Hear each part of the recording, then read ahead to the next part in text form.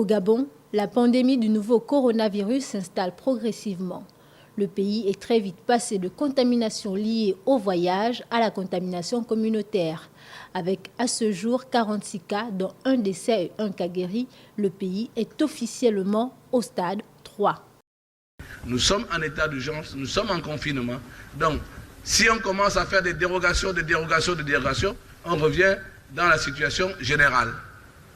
Et donc, nous favorisons la contamination communautaire. Aujourd'hui, par rapport à notre population, nous évoluons moins que les autres. Parce que nos équipes techniques travaillent de manière déterminée et engagée. Donc nous avons besoin, chers amis, des médias publics et privés, de votre soutien.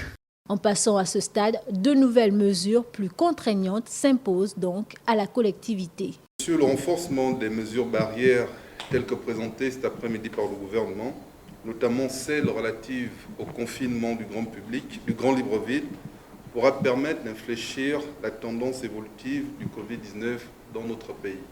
C'est une stratégie qui a marché en Chine, c'est une stratégie qui a marché en Corée et nous pensons que lorsqu'elle sera appliquée ici, ça permettra de limiter les déplacements inutiles, ça permettra de limiter tout ce qui est sorti non essentiel et entraînera forcément une brise de la chaîne de contamination du Covid-19 dans notre pays.